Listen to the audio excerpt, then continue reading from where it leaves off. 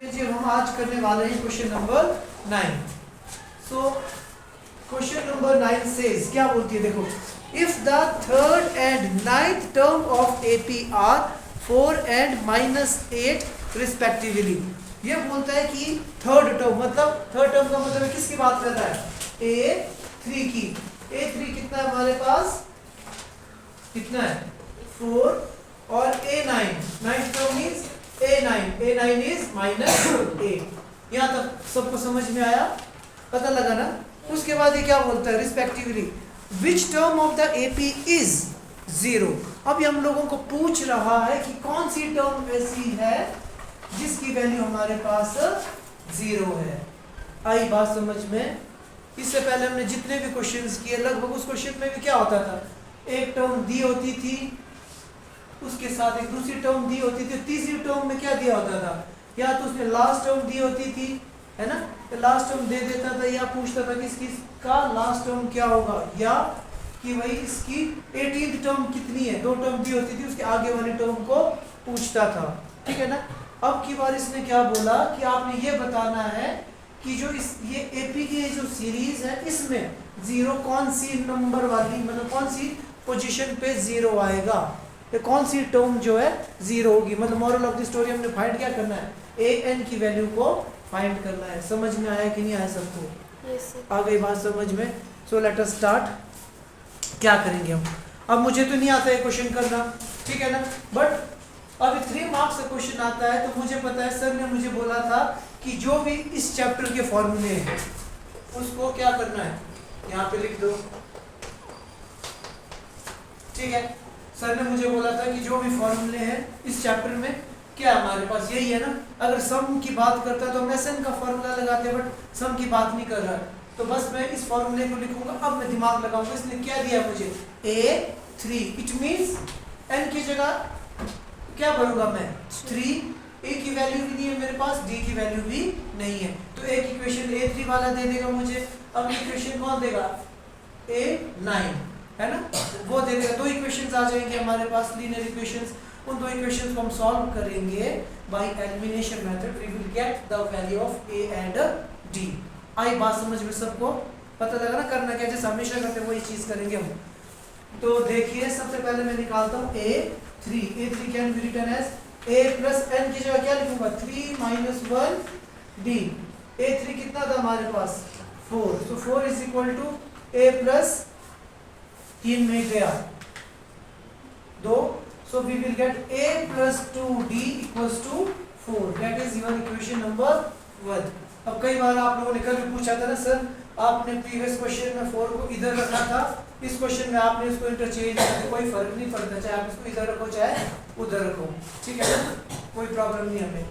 Okay then, अब इसके बाद अगला काम क्या था मेरे पास, मैंने एक इक्वेशन बनानी थी A3 की, वो बना दी। अब अगली इक्वेशन किसकी बनानी है मैंने, A9 की। तो A9 says A9 can be written as A plus n की जगह क्या लिखूंगा, 9 minus 1 D। तो A9 कितना था हमारे पास, -8 is equal to A plus 8 D। समझ में आया सबको? So we will get, finally we will get A plus 8D equals to -8।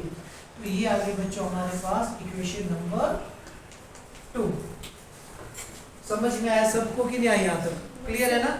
A3 की भी इक्वेशन निकाल दी मैंने, A9 की भी। अब मैं क्या करूँगा, इन दोनों इक्वेशंस को सॉल्व करूँगा। तो वी विल गेट, तो कितना है हमारे पास देखिए, A plus 2D equals to 4, A plus 8D equals to -8। यहाँ तक समझ में आया सबको।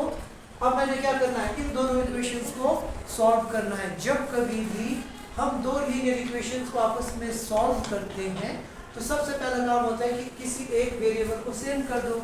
यहाँ पे देखो, इधर भी A इधर भी A, जो हमने पिछले एक्सरसाइज में पढ़ा था ना, उसमें क्या होता था, वेरिएबल x और y की फॉर्म में होता था। अब की बार वेरिएबल हमारे पास किसकी फॉर्म में, A और D की फॉर्म में। समझ में आया ना, A सेम करने की जरूरत नहीं है। अब उसके बाद अगला काम क्या है, इनके साइन देखो, अगर मैंने बोला दोनों के साइन सेम होंगे तो इक्वेशन क्या होगी, माइनस, और अगर डिफरेंट साइंस होंगे तो हम क्या करते हैं इक्वेशन को ऐड, या तो सेम हम इस इक्वेशन को क्या कर देंगे सब्सट्रैक्ट कर देंगे। जब कभी भी दो इक्वेशंस को सब्सट्रैक्ट करते हैं जो नीचे वाली इक्वेशन होती है उसके सारे के साइन चेंज हो जाते हैं। पॉजिटिव नेगेटिव हो गया, positive negative negative positive. So A plus का ए माइनस का A cancel out, plus minus minus 8 में 2 माइनस करोगे कितना आएगा 6 आएगा। और साइन किसका रहेगा बड़े नंबर। बड़ा नंबर कैसा पॉजिटिव की नेगेटिव नेगेटिव यस। 8 के आगे क्या साइन है नेगेटिव, ऊपर वाला साइन नहीं अब नया वाला जो है। अच्छा जी यहाँ पे देखो प्लस प्लस प्लस 8 + 4 12, 8 + 4 12 है। तो डी की वैल्यू कितनी आ गई मेरे पास 12/6, 6 to the 12, so we will get d = -2।